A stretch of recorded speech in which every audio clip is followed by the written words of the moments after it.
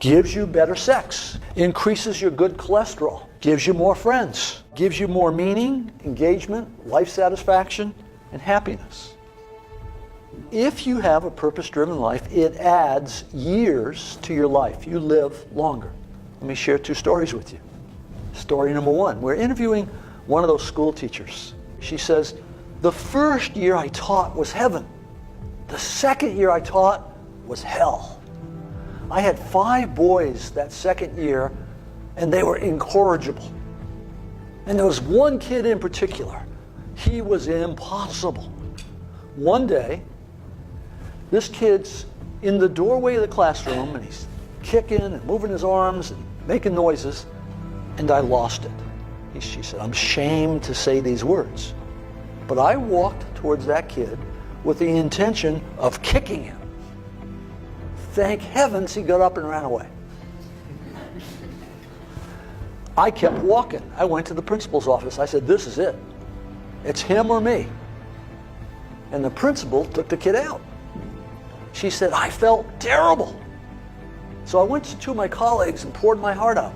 And they said to me, you are not the key to every door.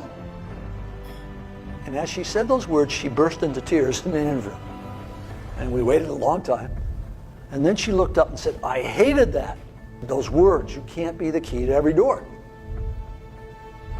She said, so I decided to become the key to every door. Instead of pushing disruptive kids away, I began to seek them out. I began to bring them into my world. I read every book I could find. I kept notes. I ran experiments. I kept notes on the experiments. And then she kind of pulled herself up and said, today, I am the key to every door. When there's a disruptive, troubled kid in the school, they say, give her to Miss So-and-so. She seems to know what to do with them. That's a profoundly important story. It's a story of transformative learning. When I have a higher purpose, I find the energy and the courage to go outside my comfort zone. Now, the second story is a lot closer to home. I once had a daughter. She was single. She was living in Washington, D.C. She had reached that point in life where she said, there's not a good man left on the earth. And then she found one, and she got really excited. Relationship grew. And then one day our phone rang.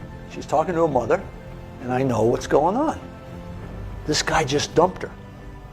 This daughter is the firstborn child. Many firstborn children share a common characteristic. If they're miserable, they want you to be miserable too. Okay? And she said, I'm coming home this weekend. I thought, oh, no. Her mother hangs up and says, you're the father. You go to the airport and pick her up. So next day I go pick her up. She gets in the car and she doesn't say, hello, how are you? She says, that no good, dirty, da-da-da-da-da. 5 minutes later, she takes a breath. And I said, are you problem solving or purpose finding? We're finally pulling in the driveway. She takes another breath. I say it again. She says, what are you talking about? And she said, this is the real world. I said, well, I think it applies to the real world. By then we're in the house. I pull out a sheet of paper out of my file, and it says, Robert Quinn, life statement. She looks at it, and then she grows kind of quiet. And she looks up and says, when you feel bad, you read this? I said, no. When I feel bad, I rewrite it. It's been rewritten hundreds of times. She said, yeah, I can hardly understand some of this stuff. I said, yeah, it's written to a customized audience, one person. Then the first miracle happened. She said, do you think I could write one of these? And I said, I'm sure you can. She went in the bedroom. For a day and a half, she worked on her life statement. The miracle was, I did not have to suffer during that day. Right? She got on the plane. She flew home to D.C. A couple days passed. I get an email. She said, he called me. Oh, this will be interesting. And she says, so I wrote him this letter. And I'm reading this letter that she's attached. It's incredibly vulnerable, open, honest. And then at the bottom it says, and my roommate said I can't give this to him. Now that's an interesting thing. Why can't we give this letter to this guy? You don't tell some guy that dumped you that, here's how you feel. And then she said, what my roommates don't understand is that what he thinks doesn't matter. Whoa, wait a minute. A few days ago, what he thought caused her life to shatter. Now she's saying, what he thinks doesn't matter. She's saying, this is who I really am.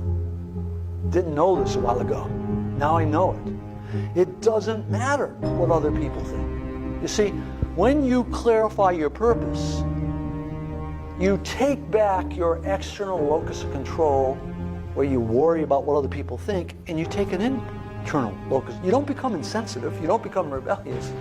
You become centered. You become powerful. Now here's the interesting thing. In the next few months, she began to be promoted. Her career turned. Why? This was a dating breakup. Why is her career taking off? Because when you find purpose and meaning in what you're doing in one area of your life, it grows in every area of life because you are one person. That company had a woman coming in with the same dresses on, body looked the same, but it wasn't the same employee. This was a woman now full of leadership for the first time. When someone has that meaning and that integrity, things start to change.